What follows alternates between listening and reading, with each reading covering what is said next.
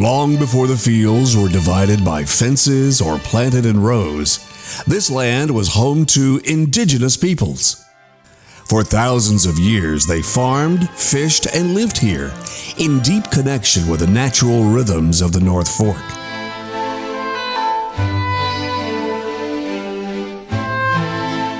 At the Hallockville Museum Farm, history isn't something behind glass, it's something you walk through. He was both a shoemaker. He made 1,700 pairs of shoes. It is a place like all of Long Island once was. Old farmhouses and barns surrounded by open fields as far as the eye can see. Spread across 28 acres, this living museum tells the story of how people lived, worked, and built community on Long Island's North Fork.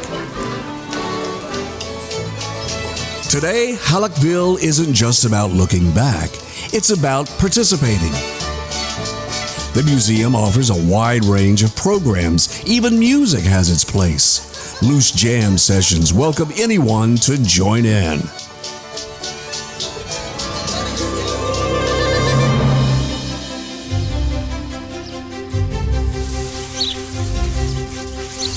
This plot here, I've 10 different heirloom varieties. A community garden gives locals the chance to reconnect with growing their own food. The beekeeping program educates the public about the importance of honeybees and offers hands-on learning experiences for both new and experienced beekeepers. So we're going to smoke them a little bit. Straight up and nice and slow, and you're in no hurry.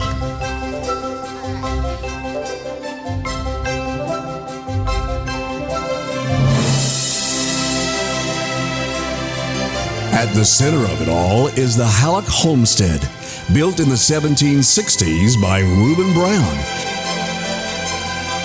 Home to 5 generations of the Hallock family. Over time, the house evolved to meet the needs of the people who lived here. Growing, shifting, adapting. The Hallocks were among the earliest European settlers in Southold. Arriving around 1640 from the eastern part of England seeking religious freedom. But the land around this homestead wasn't theirs until nearly 1800, when the family became part of a growing agricultural community that helped shape the region's identity. In many ways, it's a snapshot of what America was. America is a nation of immigrants. The Hallock family were originally immigrants back in the 1600s. The Trubish family were immigrants in the early 1900s.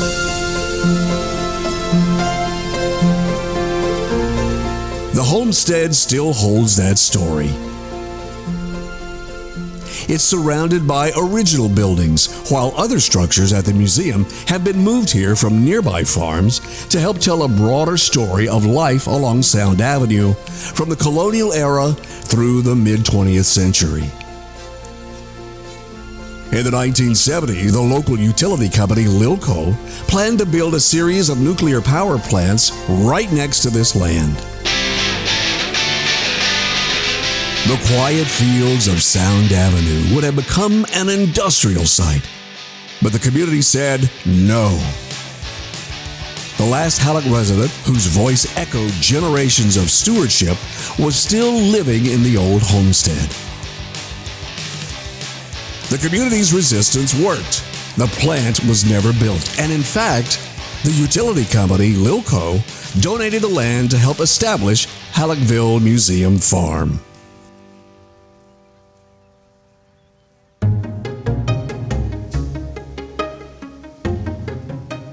For the kids who visit, it's more than just a field trip.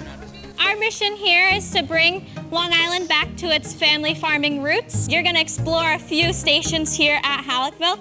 What you're going to do is you're going to dig in the ground here, and if we are lucky, come up with a potato like that. They see what farm life really looked like. Not just how it was done, but why it worked. When the farmers became more successful and they had bigger crops, they would take a small barn apart, and what do you think they would use that wood for to make a bigger barn? Help me out.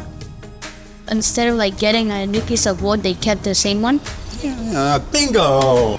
It's hands-on learning, and it brings to life ideas we're still talking about Standing behind me. Does anyone know what type of cow she is? Her name's Darla. Easy? So this time of year, he sheds his hair. So he has hair. He does not have wool. Take sustainability. It wasn't a buzzword back then. It was survival. Basically like we cook and clean.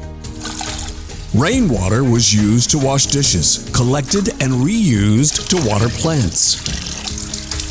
Clothes, tools, food scraps, everything was reused. Very little was wasted. We have a cat named Emma. Why would we have... When European settlers first arrived, they cleared the forest and sold wood to New York City.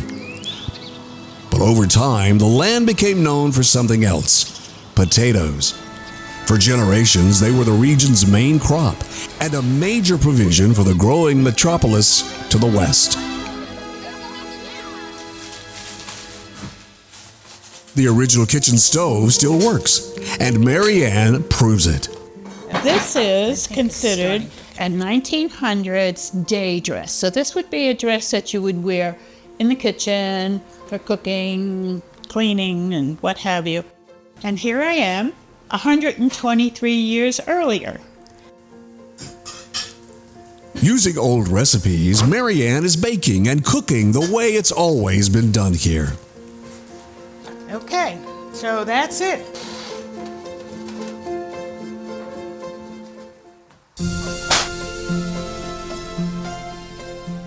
Workshops at Hallockville cover everything from weaving and embroidery to basket making and rug hooking.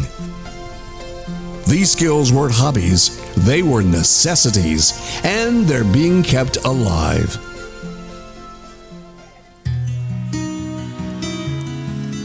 Farming on the North Fork wasn't the same experience for everyone. African Americans have long been part of the workforce here, often as day laborers with few protections, living in poverty, and fighting to get by. Patty Womack's grandfather, George Johnson, was one of those laborers. This is my grandmother, my grandfather, and all their children. After an injury made it impossible for him to work, the family was evicted from their home.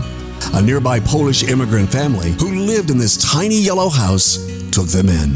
So I thought that was wonderful that they took the family there for all those years.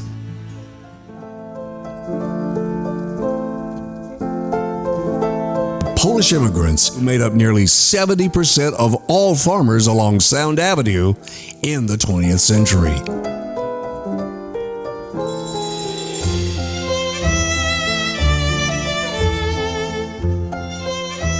Their homes, stories, and values are still part of the landscape.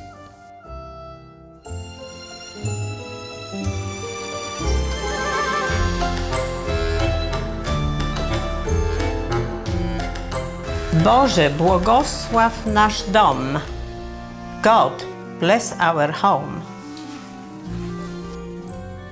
It was typical that Polish people that came here, they worked really very hard to make the life for themselves and for their families better.